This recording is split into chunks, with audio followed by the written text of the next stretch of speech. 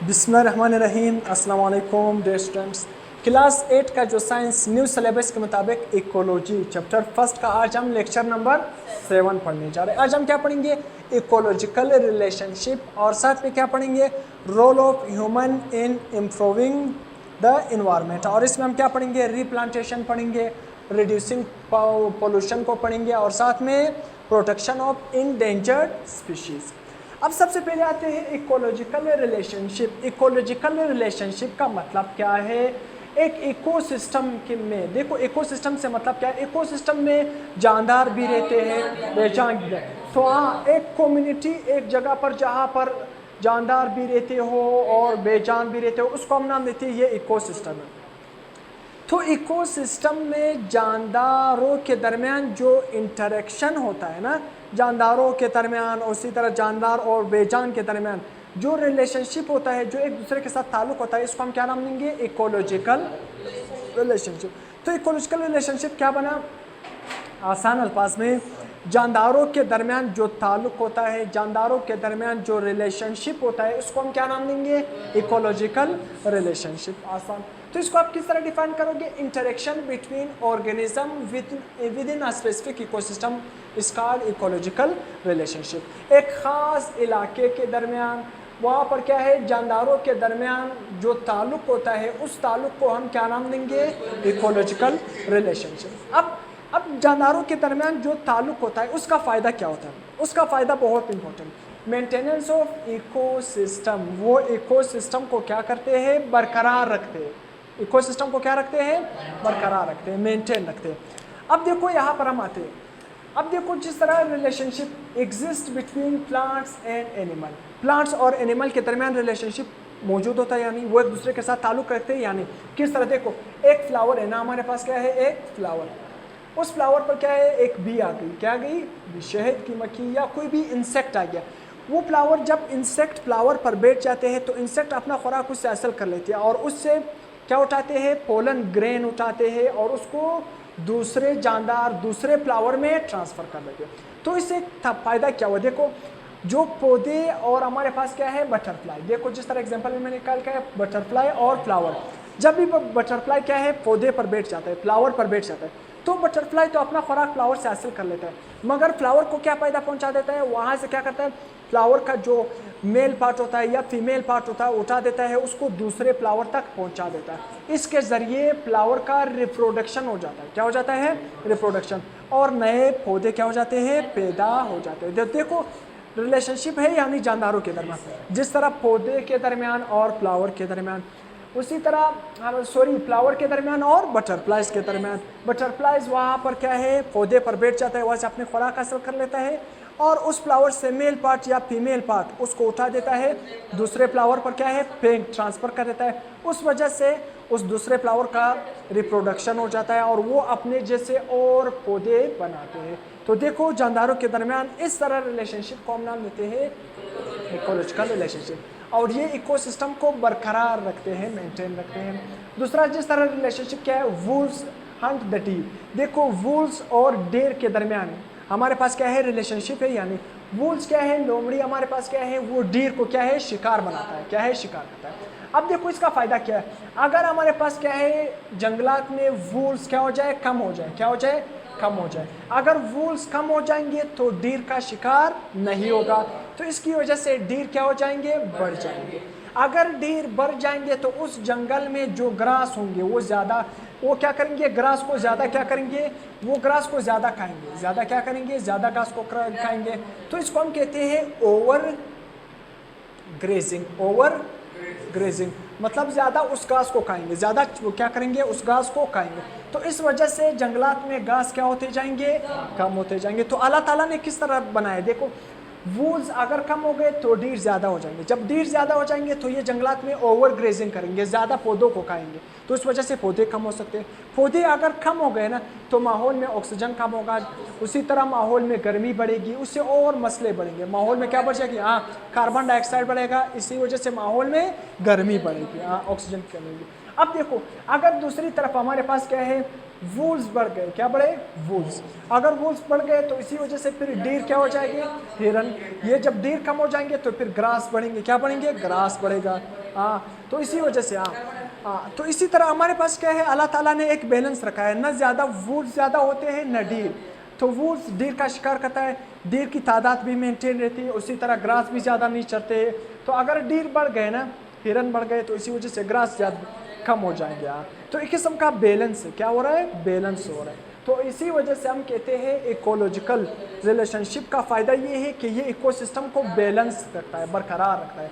अब दूसरा क्या है, role of human in improving environment. अब इंसानों का क्या किरदार है इन्वायरमेंट को साफ रखने में, इन्वायरमेंट को इम्प्रूव करने में। क्या किरदार है, अगर मैं आपसे पूछूं, नंबर 1 देखो, अगर हम क्या करेंगे, हमारे हम इंसान क्या करते हैं, दरख्तों को काटते हैं, यानी अपने फ़ायदे के लिए, अपनी मकसद के लिए काटते हैं। जब लकड़ी बनाते हैं, उससे रोड बनाते हैं, जलाते हैं, घर बनाते हैं। अब देखो वो वापसी लगाना, अभी उस पॉइंट पर मैं आ रहा हूँ। हम दरख्त ज़्यादा काटते हैं, जब दरख्त ज़्यादा काटेंगे तो इसको बायोलॉजी के अल्फाज में क्या नाम देंगे, डिफॉरेस्टेशन। क्या, डिफॉरेस्टेशन। डिफॉरेस्टेशन का मतलब क्या है, कट फॉरेस्ट, जंगलात की कटाव। हम जंगलात की कटाव, पौधों की बहुत ज़्यादा कटाव करते हैं। तो इससे नुकसान क्या होगा, इससे नुकसान ये होगा, माहौल में क्या होगी, कार्बन डाइऑक्साइड बढ़ेगी और उससे ऑक्सीजन कम हो जाएगी। जब ऑक्सीजन कम हो जाएगी तो माहौल में कार्बन डाइऑक्साइड बढ़ेगा, उससे माहौल में गर्मी बढ़ेगी यानी। तो हमने क्या करना होगा, हमने ऐसा काम नहीं करना होगा कि सिर्फ दरख्तों को काटें। हमने क्या करना है, अगर हम दरख्त को काटे तो हमने वापस लगाना भी क्या करना होगा। अगर हमने जंगलात के दरमियान रोड बनाना है तो लाजमी नहीं, अगर आपने रोड बना लिया जंगलात के दरमियान, ठीक है, दरख्त को काट लिया, तो आपने क्या करना है, किसी दूसरी साइड पर उतने ही दरख्त वापस क्या है, उगाने, ताकि माहौल को इम्प्रूव कर सके, माहौल में गर्मी बढ़े ना, उसी तरह माहौल में ऑक्सीजन बढ़ जाए। तो इसी वजह से हमने क्या करना होगा, माहौल को साफ रखने के लिए, इम्प्रूव करने के लिए रीप्लांटेशन। री का मतलब क्या है, अगेन, दोबारा। प्लांटेशन का मतलब क्या है, प्लांट को उगाना। हमने क्या करना है, बार बार, अगेन एंड अगेन, वापस से क्या करना होगा, पौधों को उगाना होगा, जंगलात को वापस उगाना होगा। जब हम जंगलात को उगाएंगे तो इससे फ़ायदा क्या होगा, रीप्लांटिंग। जब हम रीप्लांटिंग करेंगे बार बार, बहुत, अगेन एंड अगेन, दोबारा अगर हम पौधों को उगाएंगे, जंगलात को उगाएंगे, तो ये क्या होगा, मोर ट्री ग्रो। जब ज़्यादा ट्री ग्रो करेंगे तो इसी वजह से हमारा माहौल क्या होगा, साफ होगा, माहौल क्लीन होगा। माहौल जब क्लीन होगा तो माहौल में गर्मी नहीं पड़ेगी, फ्रेश ऑक्सीजन हमें मिलता जाएगा।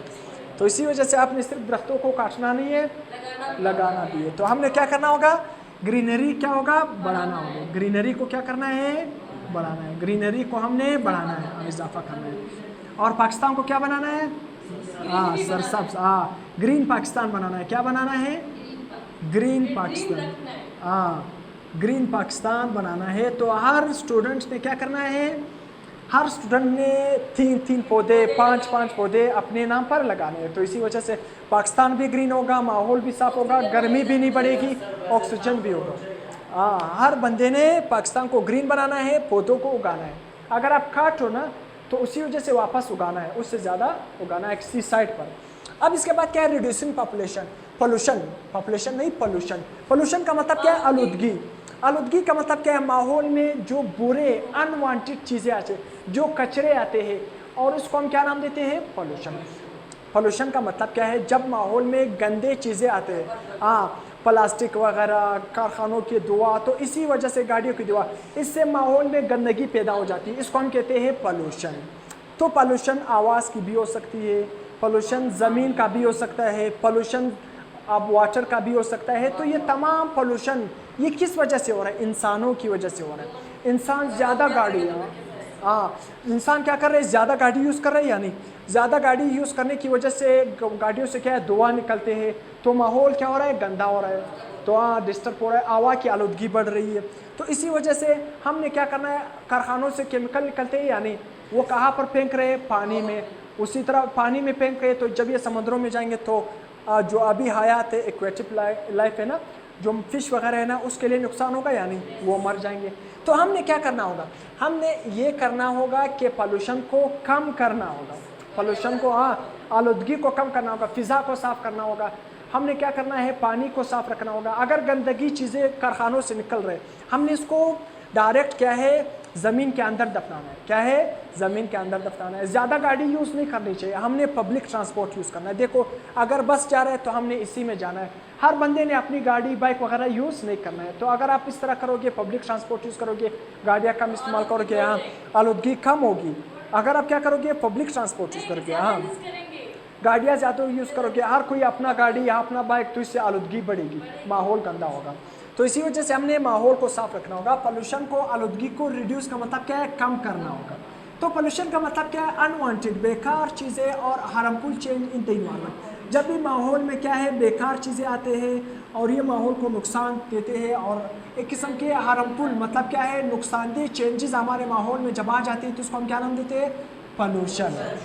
ऑल टाइप ऑफ पोल्यूशन, तमाम किस्म के पोल्यूशन, चाहे ज़मीनी आलूदगी, फ़िज़ाई, ये किसकी वजह से हो रहा है? ह्यूमन की कारकर्दगी की वजह से, ह्यूमन की एक्टिविटीज़ की वजह से हो रहा है या नहीं? तो इस दुनिया में गाड़ियाँ कम यूज़ करेंगे, कारखानों से जो बेकार केमिकल निकल रहे हैं उसको ज़मीन के अंदर दफनाने चाहिए, प्लास्टिक को कम इस्तेमाल करना चाहिए। तो इसी वजह से तमाम पोल्यूशन क्या हो जाएगी? आलूदगी कम हो जाएगी। तो इसका सोल्यूशन क्या है? इसी वजह से, पोल्यूशन की वजह से इंसानों में डिजीज़, बीमारियां पैदा हो रही। जब माहौल में धुआं ज़्यादा होगा, जब हम उस सांस खोलेंगे तो हमारे फेफड़े ख़राब होंगे या नहीं? हमें सांस की बीमारी हो सकती है, फेफड़ों की बीमारी हो सकती है, तो ये सारे नुकसान हो सकते हैं। तो फिर इसका हल क्या है? हम पोल्यूशन को किस तरह कम कर सकते हैं? बहुत आसान, हमने पब्लिक ट्रांसपोर्ट को यूज़ करना है। देखो स्कूल के बस जाते हैं यानी, हाँ सरकारी बस जाते हैं, उसी तरह ये जो और बस है हमने उसको यूज़ करना है। हर एक ने अपनी गाड़ी यूज़ नहीं करनी है। तो इसी वजह से अगर एक भाई घर से निकल रहा है तो सारे उसके साथ जाने चाहिए एक गाड़ी में, हर कोई ने अपना नहीं निकाला। तो इसी वजह से फिर माहौल में धुआं नहीं बढ़ेगा, जब धुआं नहीं बढ़ेगा तो माहौल साफ होगा। एवॉइड प्लास्टिक, एवॉइड का मतलब प्लास्टिक मतलब हमने प्लास्टिक से इज्तनाब करना चाहिए, ज़्यादा प्लास्टिक इस्तेमाल नहीं करना चाहिए, क्योंकि ये प्लास्टिक क्या है? ज़मीन के अंदर क्या है? हल नहीं होती। इसी वजह से पानी, सीवरेज सिस्टम ख़राब हो जाता है, ज़मीनी आलूदगी बढ़ जाती है। तो हमने प्लास्टिक से एवॉइड करना है। रीप्लांटेशन, हमने पौधों को ज़्यादा से ज़्यादा उगाना है। जब पौधों को ज़्यादा से ज़्यादा उगाएंगे तो माहौल साफ़ होगा, माहौल में गर्मी नहीं होगी, ऑक्सीजन बढ़ेगा, माहौल साफ़ होगा। हमने चीज़ों को रिसाइकल करना होगा। देखो एक दफ़ा हमने बोतल यूज़ किया, अगर वो दोबारा इस्तेमाल के काबिल है तो हमने दोबारा यूज़ करना है, रिसाइकलिंग करनी है। इसी वजह से पोल्यूशन कम होगा। अब इसके बाद क्या है? Protection of endangered species. Endangered species का हमने क्या करना होगा? प्रोटेक्शन। अब इंडेंजर्ड स्पीशीज़ का मतलब क्या है? ऐसे जानदार जो ख़तरे में है, मतलब क्या है? इस दुनिया से ख़त्म होने पर है। मतलब इंडेंजर का मतलब क्या है? ख़तरे वाले जानदार। ख़तरे वाले जानदार का मतलब ये नहीं है कि ख़तरनाक, मतलब उसका जो स्पीशीज़ है, उसका जो हमारे पास क्या है, इस दुनिया में नस्ल ख़त्म होने का ख़दशा है, तो उसको हम नाम देते हैं इंडेंजर्ड स्पीशीज़। तो इंडेंजर्ड स्पीशीज़ का मतलब क्या है? ऐसे जानदार जो उसका नस्ल ख़त्म हो रहा है, इस दुनिया से वो ख़त्म हो रहा है, उसको हम नाम देते हैं इंडेंजर्ड स्पीशीज़। तो इंडेंजर्ड स्पीशीज़ का हमने क्या करना होगा? हिफाजत करना होगा, उसको बचाना होगा। किस तरह बचाते हैं? तो इंडेंजर्ड स्पीशीज़ का मतलब क्या है? कोई भी एनिमल हो या पौधा हो that is considered at risk of extension. मतलब कोई पौधा हो सकता है, कोई एनिमल हो सकता है, उसका ये ख़तरा है कि ये इस दुनिया से ख़त्म होने का ख़दशा है, कि ये ख़त्म होते जाएंगे। तो इसी वजह से उसको हम नाम देते हैं इंडेंजर्ड स्पीशीज़। ऐसे स्पीशीज़, ऐसे जानदार या ऐसे प्लांट जो इस दुनिया से ख़त्म होने का ख़तरा है, बहुत कम मौजूद है, इसको हम नाम देते हैं इंडेंजर्ड स्पीशीज़। जिस तरह मार्खोर पाकिस्तान का नेशनल एनिमल है या नहीं, ज़्यादा हंटिंग की वजह से ये ख़त्म हो रहा है या नहीं। उसी तरह स्नो टाइगर, एक स्नो टाइगर आपने देखा है, आप देख सकते हो पिक्चर वगैरह में, उसका भी ख़त्म होने का है। उसी तरह ब्लैक बीर ख़त्म होने का ख़दशा है। तो हमने इसके नस्ल को क्या करना है? बढ़ाना है, इसको ज़्यादा शिकार नहीं करना है। और भी बहुत सारे जानदार हैं, हंटिंग कम करना है। तो हम जो ख़तरे, जो स्पीशीज़ ख़त्म हो रहे हैं ना, उसकी प्रोटेक्शन किस तरह करनी होगी? हमने हंटिंग, शिकार को क्या करना है? बैन करना चाहिए। हाँ, शिकार पर पाबंदी लगानी चाहिए। क्या लगानी चाहिए? पाबंदी लगानी चाहिए। हाँ, क्या कम करना चाहिए। नेशनल पार्क हमने लगाने चाहिए, बड़े बड़े पार्क लगाने चाहिए, ताकि वहाँ पर इसकी हिफाजत हो सके। वहाँ पर क्या है? कोई दूसरा बंदा इसको मारने की जरूरत न करे। वहाँ पर इसकी नस्ल भी बढ़ती जाएगी और फिर से वापस ये इस दुनिया में बढ़ते जाएंगे। अब उसी तरह हमने लोगों के दरमियान अवेयरनेस करनी चाहिए, मतलब आगाही पैदा करनी चाहिए कि आपने ज़्यादा शिकार नहीं करना है, ये जानदार ख़त्म हो रहा है, ये इस दुनिया से ख़त्म होने का खदशा है, तो आपने इसका फजूल शिकार नहीं करना चाहिए। तो यहाँ तक हमारा लेक्चर एंड हो गया।